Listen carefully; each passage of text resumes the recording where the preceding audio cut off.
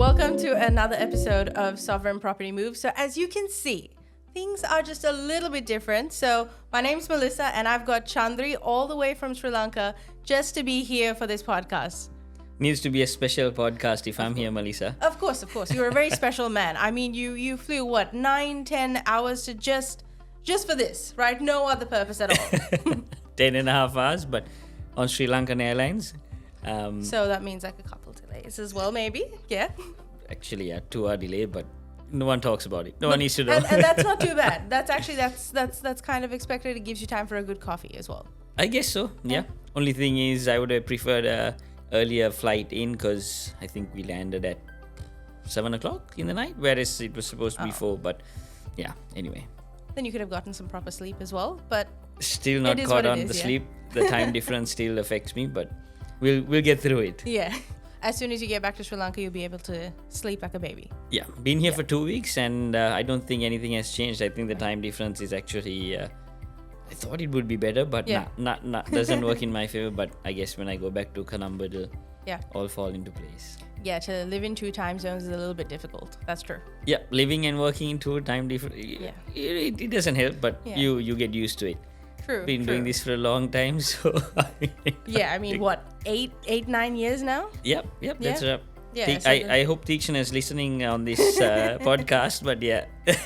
So this is you pitching that you need a vacation. Yeah. Take a year off. Sponsored by the company, of course. By Sovereign Maxwell Holdings. Of course. Yeah, it has to be, right? I mean, if you're going to fly all the way here for a podcast, you've got to get a sponsored vacation at least. Exactly. Yeah. About a year off, I think. Yeah, definitely. But you actually came here for a different purpose, right? That's right, yeah. So actually, we brought down one of our very important clients. Yep.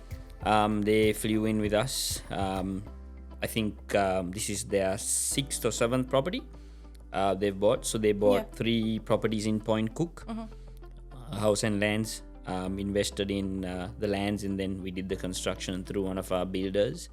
So wanted to show them around. Actually, they hadn't been to Melbourne since I think 2016. Oh, really? Yeah, it's been about 9 years I think they're coming back from. So they invested and they're very happy. They head back I think tomorrow. But in between that time, they bought a few properties as well, right? So even without coming here and seeing the properties, they still... That's right. Yeah.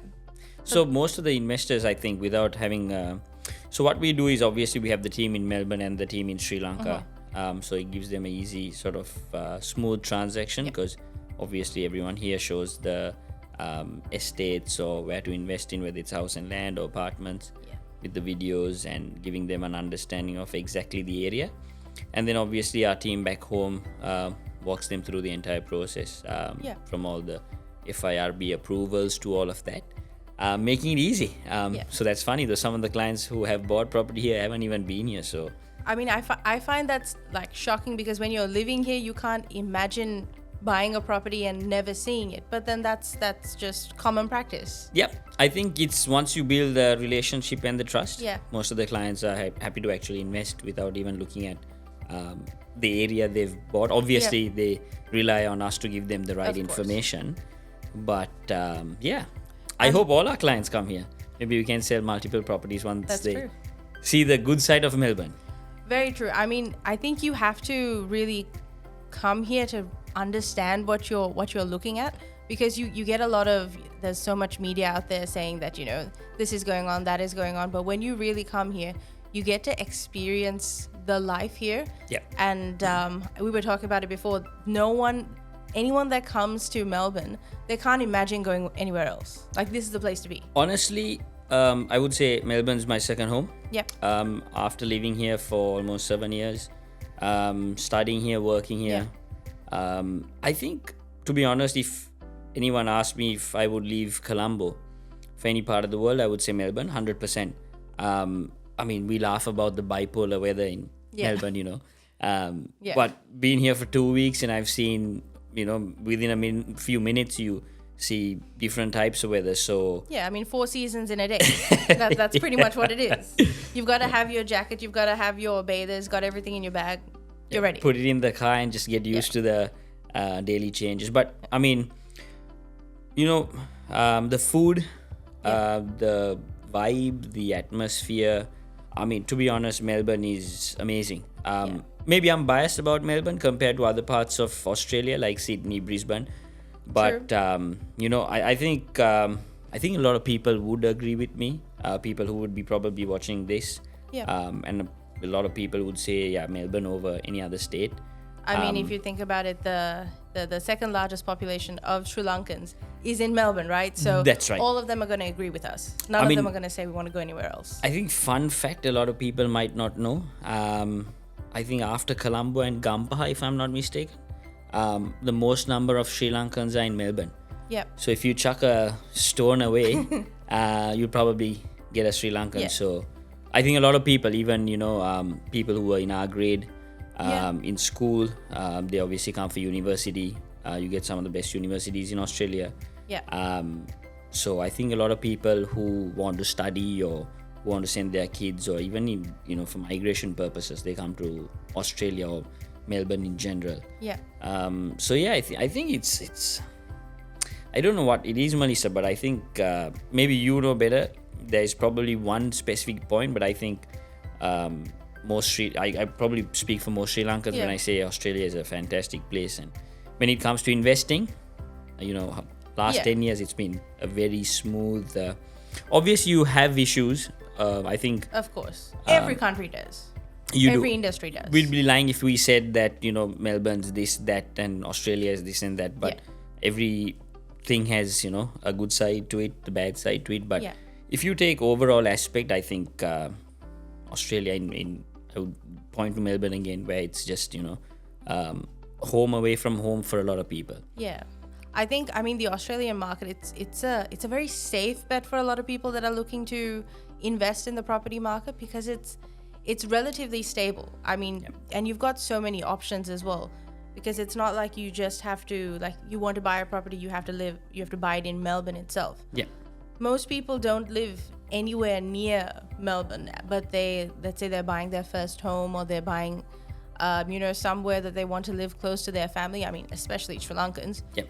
We always sort of go towards the southeastern side. Yep. And no matter how far that is, you're still sort of geared towards that side. Yep. But then when you look at investment, that's completely different. Correct. Like, you look at where the market's growing, where where the property prices are still pretty low, where you're not hearing too much in the news as well. Yep. Because I still remember there was one, I think it was either a developer or builder that told me, we were just discussing, where can you invest? Like, what's the best place to invest? And we were talking about the different places that some of our clients had mentioned. Yeah. We were like, what is the hype about it? They're like, well, the minute you actually see all of this hype in the news that you should buy here, you've already missed the mark. It's too late. So don't worry about it. That's a very interesting thing what you say, Melissa, because if you take, I think there's a lot of misconception. I think a lot of people use Melbourne City as the benchmark, but Melbourne City is quite expensive. Yeah. Obviously not as expensive as Sydney. Sydney is almost twice as much. You can still pick up a 2-bedroom apartment in the heart of Melbourne City for under $1 million. Yeah. Which I don't think you can do it in most of the cities. I believe actually you can.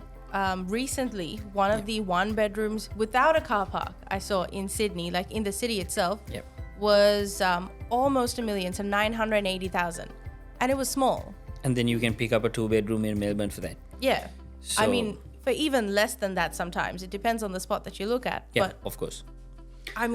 That's a big jump. Even the outer suburbs, you look at areas which we are focusing on now with data. Yeah. If we look at areas like Sunbury, Point Cook, Truganina, even if we go towards the southeast, if you look at Berwick, Clyde North, those are all very good areas. Yeah. Even the north, you look at Donnybrook, Mikalam. Yeah, Wallet.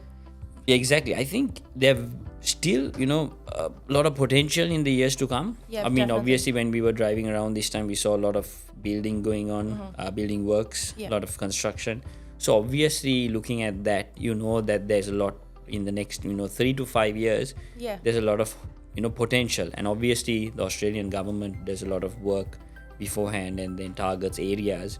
Like, if you look at the Western Freeway, when I was here 2 years ago, actually last year, you can still see a lot of work that's been changed. Yeah. And obviously that adds to the, property values. Yeah. I think a lot of people, what they need to understand is when it comes to property market, when you have developments like the extension of the freeway, Yeah. the tunnel, obviously hospitals being built, and there's development in the area, you're going to get into the property market at a lower price. Yeah. 3 But years. you're supposed to hold on to it, right? You're not supposed Yeah. to think like in a month or so I'm going to sell it and I'm going to make immediate turnover. That's not how it works. I don't think it happens anywhere. No. I don't think we can expect, to buy a property today and then sell it even in 1 year and get a profit. Obviously, we do the renting out, you hold it, you go through the cycle. Yeah. But I would say a sweet spot is 3 to 5 years. If you hold it on, you're going to be laughing, We look at now, we had investors coming in from like 2017 was investing in Craigieburn. If you look at Craigieburn now, Yeah. you know how it Yeah. is. You're picking up something for $450,000.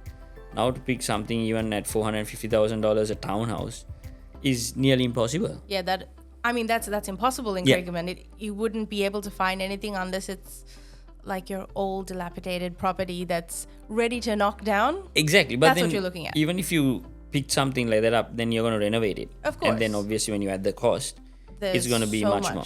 Yeah. And I mean, you got to go through council approvals, got to go through so much, and that's a lot of money to put in there. Exactly. And then I guess when you look at the new builds, if you look at say house and lands, which we mainly work on, I would Yeah. say 90% of our clientele True. are house and lands.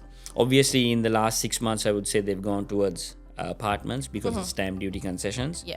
Which I mean, that does make a big difference when you look at, that stamp duty component being waived off on the off-the-plan properties. yeah, you're saving a considerable amount. You're saving almost 60 to 100 grand on some properties, even more. There's actually one apartment project in Docklands where when they were pre-construction, Yeah.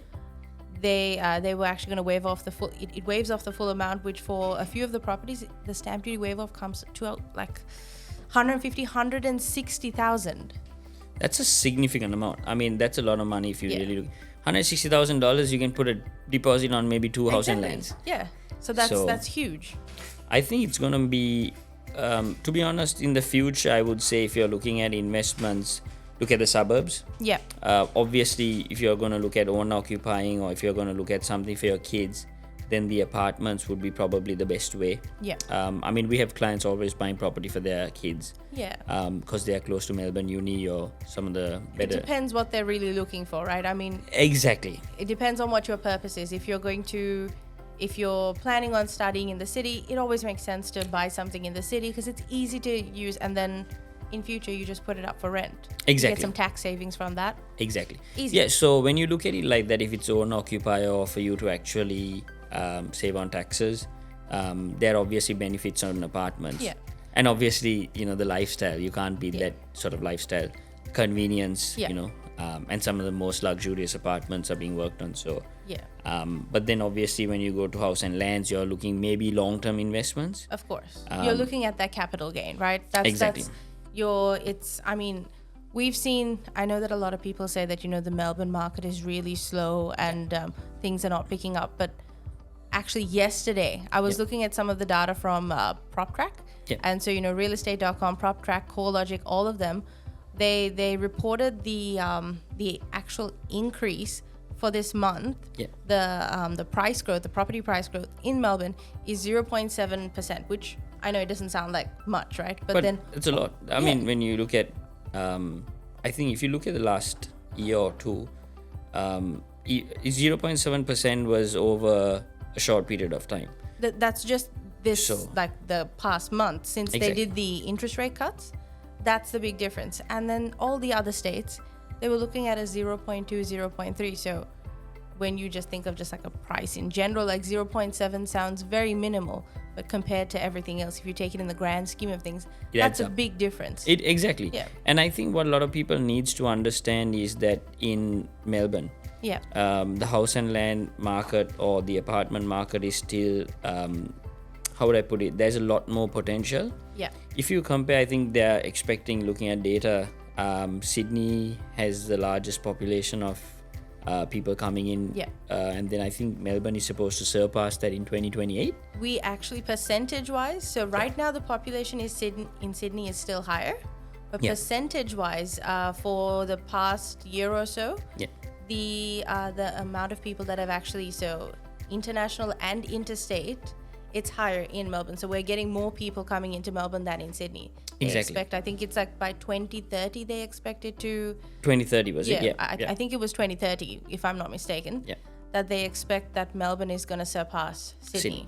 So 5 years. That's not the too far. target we are also looking at. Yeah. If you look at that 5 years and look at the prices of Sydney property now to what Melbourne is giving, almost paying 1.5-2 times more in Sydney. So if you invest now in Melbourne, you're going to be laughing in 5 years down the line.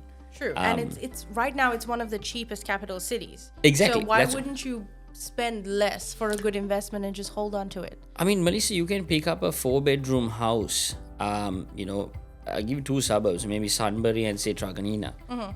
Between $650,000 to $750,000, you can pick up a really good 4-bedroom house. Obviously, there are cheap options if you do a 3-bedroom house with a smaller land. But I'm saying $650,000 to $750,000 is a good land, sizable land, and then a 4-bedroom house. You're looking at about a 18 square house. I mean that's good. And if you're an investor or a first home buyer, that's your ideal size. You don't want to have a huge property where you're going to have to either pay off a massive loan or you're going to have a lot of maintenance, because especially when you're putting your property for rent, you don't want a lot of yard work there. You don't need a 600-700 square meter block. You need it to be of a decent size that fits enough. Exactly. And then when you're looking at resale, right? Obviously you have to look at the second person who's buying it or the third person who's buying the property. Affordability comes into play. So if you're going to buy a 300 to 400 meter block of land and then do a 18 to 20 square house, which is a good property, you're looking at about a 2,000 square foot house for all the Sri Lankans listening. But I mean, that's good size. That's a very good size. And then when you go to sell it, in say 3 or 5 years time, you're going to have a growth. And then obviously the person who's buying it from you has the cash flow and the capacity to push for it. Obviously you don't want to be in a situation where you're going to do yourself and invest in all the upgrades and all that. And then if you're looking at resale, then I don't think we're going to have a big clientele come in, but obviously it's all about that purpose in the end, right? As in what your goal, your end goal is. Exactly. And then obviously like we sit down with our clients and figure out whether it's owner occupier or whether it's investment or it's something for their kids to hold on for a year or two and then renting it out. So I mean, for us honestly, like the best thing which when I see some of our team talking to clients, they actually ask them what they want. It's not like, okay, I've got this property, let me sell it to you. No, it's I mean, we can give you so many properties. Right. You know how it is. We can, show you 15-20 properties, cluster your head, and you're going to have bigger issues than you probably when you came to meet us. But that's not the point. You obviously want to sit down, figure out 2 to 3 options, which is, what you're focusing on, what your end goal is, like you said. And then figure it out from there. Obviously, like I said, there are clients who've invested, in multiple properties in Australia.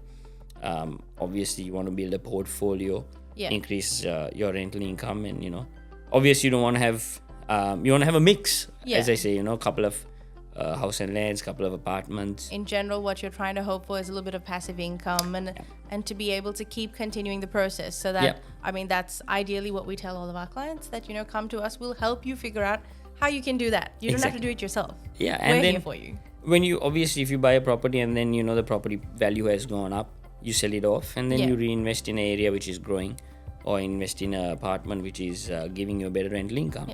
So obviously we're there for that, and that side of things we will walk you through the whole process, all the approvals you need, all that. We have the lawyers.